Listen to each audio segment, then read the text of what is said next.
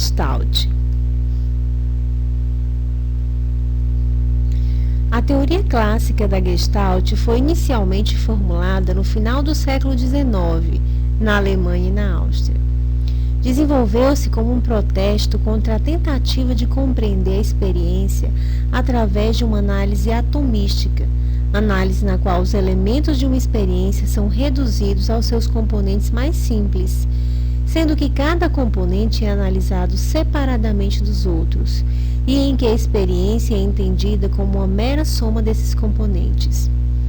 A própria noção de Gestalt contradiz a validade desse tipo de análise atomística.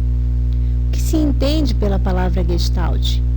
O substantivo alemão Gestalt, desde a época de Goethe, apresenta dois significados diferentes. Primeiro, uma forma e uma entidade concreta que possui entre seus vários atributos a forma. É o segundo significado que os gestaltistas do grupo, que posteriormente vai se instalar em Berlim, utilizam. É por isso que a tradução da palavra Gestalt não se acha nas outras línguas. E a melhor maneira encontrada pelos próprios gestaltistas ao escrever em idiomas diferentes é simplesmente mantê-la. Embora não haja nenhum equivalente preciso em português para a palavra alemã Gestalt, o sentido geral é de uma disposição ou configuração, uma organização específica de partes que constitui um todo particular. O princípio mais importante da abordagem gestáltica é o de propor que uma análise das partes nunca pode proporcionar uma compreensão do todo, uma vez que o todo é definido pelas interações e interdependências das partes. As partes de uma Gestalt não têm sua identidade quando estão separadas de sua função e lugar no todo. Precursores da Gestalt. Max Wertheim publicou em 1912 o trabalho que é geralmente considerado o fundamento da escola gestáltica. Seu trabalho descrevia um experimento executado por Wertheim e dois de seus grandes colegas, também figuras centrais do movimento gestáltico, sendo eles Wolfgang Kohler e Kurt Koffka. Este experimento foi planejado para explorar certos aspectos de percepção do movimento. A facilidade do experimento de Wertheimer é que os estímulos são extremamente simples. A ordem em que são apresentados utilizam controle do tempo, como nós podemos ver na figura 1. Quando dois estímulos são apresentados com um intervalo entre eles de 200 milissegundos, os observadores veem um percepto, seguido de um intervalo e finalmente um segundo percepto, sucessão.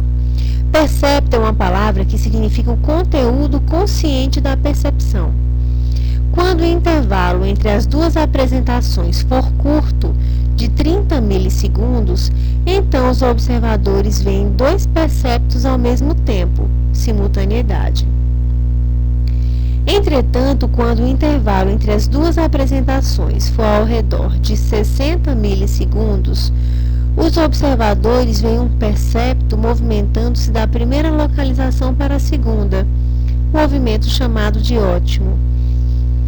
O importante nesse movimento é que entre o primeiro estímulo na primeira localização e o segundo estímulo na segunda localização, há um tempo no qual não existe qualquer estímulo. Apesar disso, o sujeito ignora a correspondência entre a estimulação física e o percepto. É muito interessante que indivíduos eram impotentes de distinguir se o fato existente da apresentação teria sido movimento real ou movimento aparente.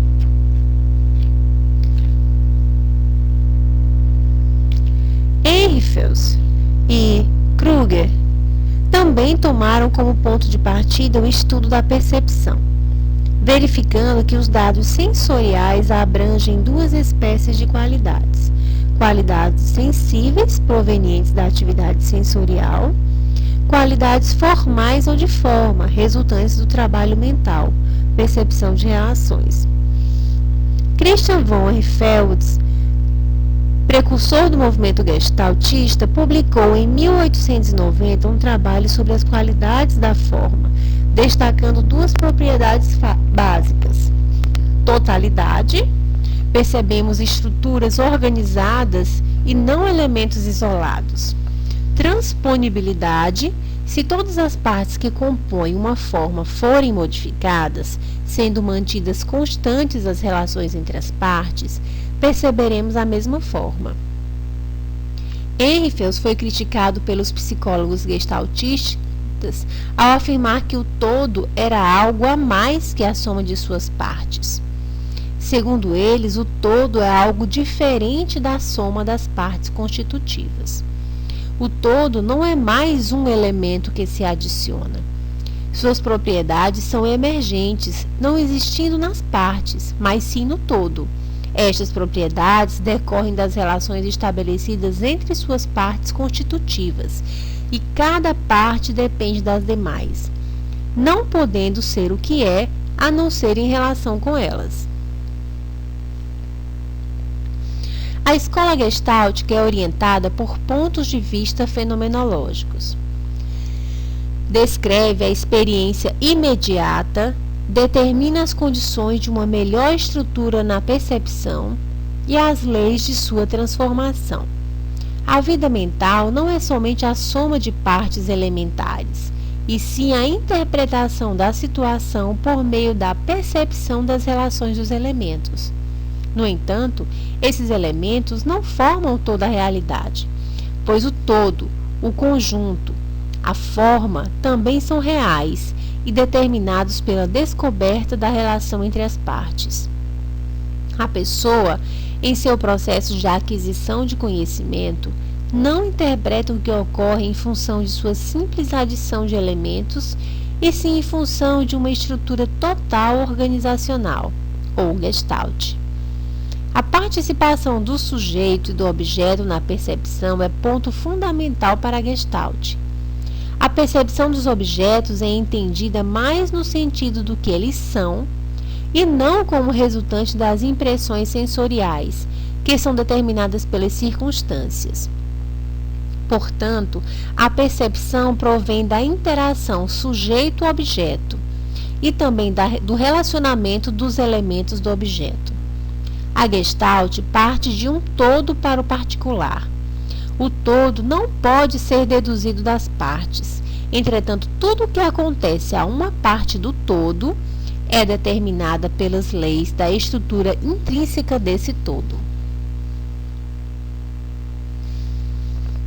Os primeiros estudos da escola da Gestalt foram realizados na organização da parte perceptiva consciente.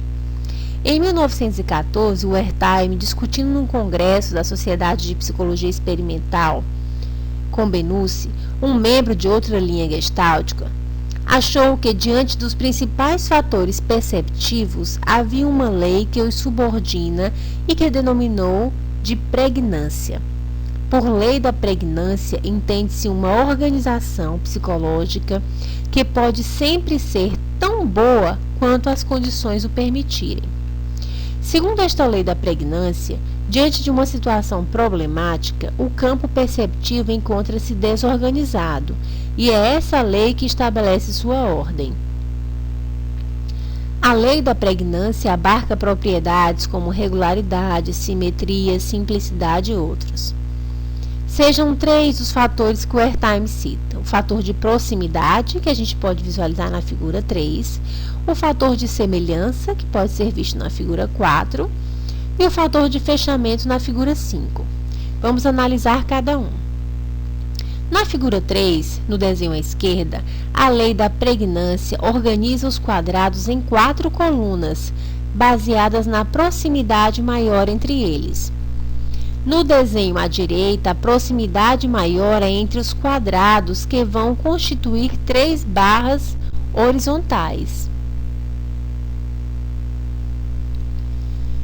Elementos ópticos próximos uns dos outros tendem a serem vistos juntos e, por conseguinte, a constituírem um todo ou unidades dentro do todo.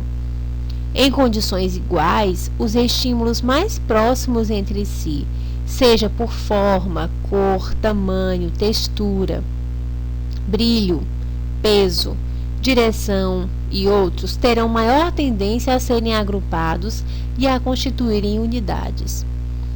Proximidade e semelhança são dois fatores que muitas vezes agem em comum e se reforçam mutuamente, tanto para constituírem unidades como para unificar a forma.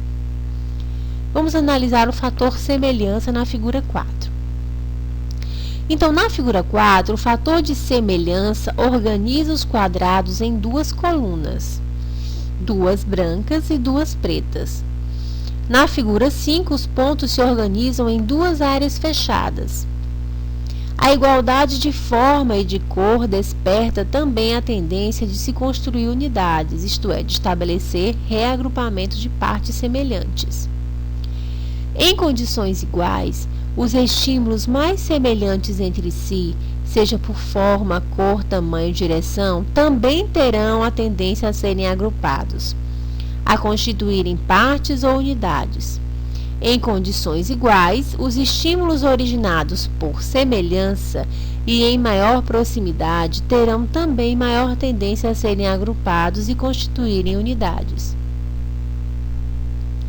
Semelhança e proximidade são dois fatores que, além de concorrerem para a formação das unidades, concorrem também para promoverem a unificação do todo, daquilo que é visto, no sentido da harmonia, ordem e equilíbrio visual. Pregnância da forma. A pregnância é a lei básica da percepção visual da Gestalt e é assim definida também. Qualquer padrão de estímulo tende a ser visto de tal modo que a estrutura resultante é tão simples quanto permitam as condições dadas. As forças de organização da forma tendem a se dirigir tanto quanto permitam as condições dadas, no sentido da harmonia e do equilíbrio visual. Continuando, uma boa pregnância pressupõe que a organização formal do objeto, no sentido psicológico, tenderá a ser sempre a melhor possível do ponto de vista estrutural. Assim, para efeito desse sistema, pode-se afirmar e estabelecer o seguinte critério de qualificação ou julgamento organizacional da forma. Quanto melhor for a organização visual da forma do objeto, em termos de facilidade de compreensão e rapidez de leitura ou interpretação, maior será seu grau de pregnância. Naturalmente, quanto pior ou mais confusa for a organização visual da forma do objeto, menor será o seu grau de pregnância. Para facilitar o julgamento da pregnância, pode-se estabelecer um grau ou índice de pontuação, como por exemplo baixo, médio, alto, ou uma nota de 1 a 10, no sentido da melhor para a pior qualificação. Continuidade. A boa continuidade ou boa continuação é a impressão visual de como as partes se sucedem através de uma organização perceptiva da forma de modo coerente, sem quebras ou interrupções na sua trajetória, na sua fluidez visual. É também a tendência dos elementos de acompanharem uns aos outros de maneira tal que permitam a boa continuidade de elementos, como pontos, linhas, planos, volumes, cores, texturas, brilhos, degradês e outros, ou de um movimento numa direção já estabelecida. A boa continuidade atua ou concorre quase sempre no sentido de alcançar a melhor forma possível do objeto, a forma mais estável estruturalmente.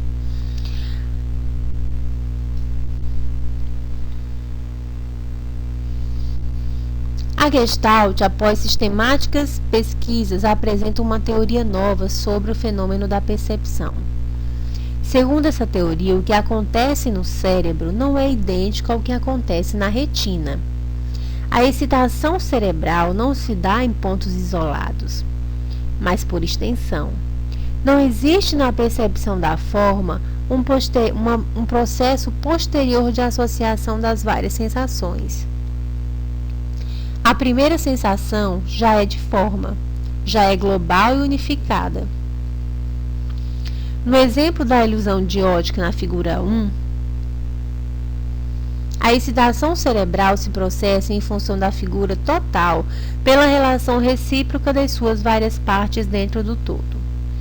Na primeira figura, a linha superior nos parece mais comprida que a inferior.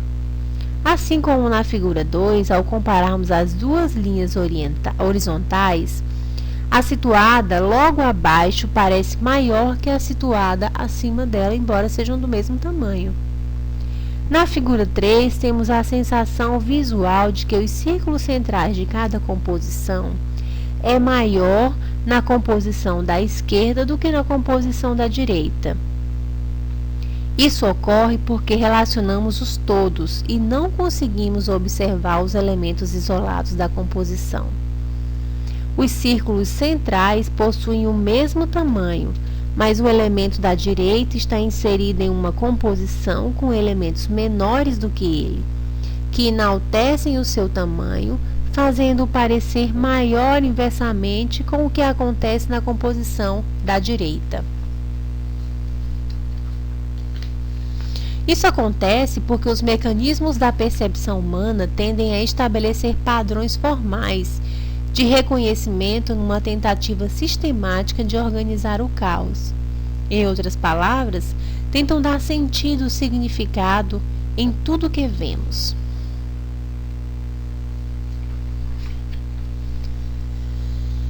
Também encontramos, na psicologia da Gestalt, o conceito de figura e fundo. O fluxo figura e fundo de um todo, fundo, emerge de uma parte, de uma figura. O fundo dá sustentação à figura, e a figura se destaca de um fundo. A figura não é uma parte isolada do fundo. Ela existe no fundo, e o fundo revela a figura e permite que ela apareça. A figura destaca-se mais sólida, apresentando-se como um fator estruturado e organizado, e o fundo sugere um espaço vazio. Existe uma tendência para o campo total organizar-se em figura-fundo. Observe a sequência de figuras que seguem e tente analisar o que você considera como figura e como fundo.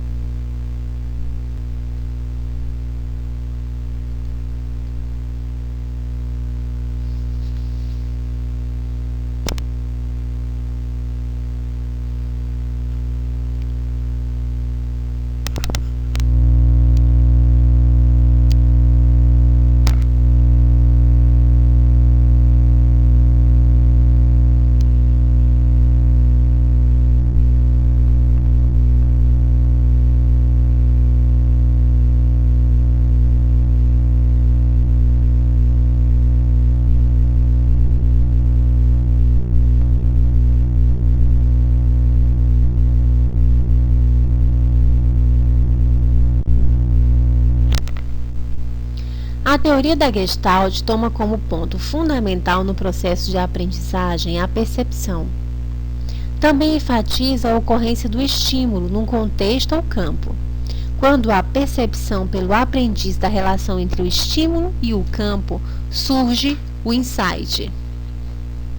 Insight é um termo da Gestalt introduzido por Kohler em 1917. Insight seria o discernimento ou a compreensão súbita do sujeito diante de uma situação problemática, conseguindo estruturá-la. Segundo Hartmann, insight seria um processo semelhante ao do fechamento de uma estrutura. Os gestaltistas determinam a aprendizagem pelo padrão, pela gestalt de estímulos, e o caráter perceptual é resultante da interação dos elementos estimuladores no campo. Este, por sua vez, não é fixo, muda em função de novos padrões dos estímulos que podem resultar em uma nova aprendizagem. A aprendizagem é o problema de perceber relações, ou seja, de estruturar o campo perceptivo. O pensar está estritamente relacionado com a compreensão do todo. E o aprender é a reação às situações globais significativas, e não às partes separadas. É um processo ativo, inteligente, global, constitui o aprimoramento de estruturas, de formas, implicando discernimento, compreensão da situação e, portanto, insight.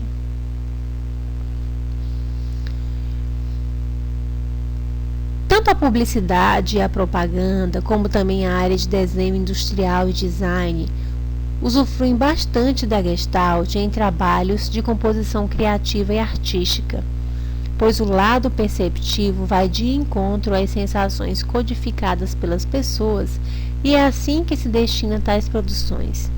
A Gestalt está em tudo o que vemos e sentimos. A relação da Gestalt com as organizações está implicada diretamente na teoria de Kurt-Lewin, quando ele fala de grupos, de campo, de espaço vital.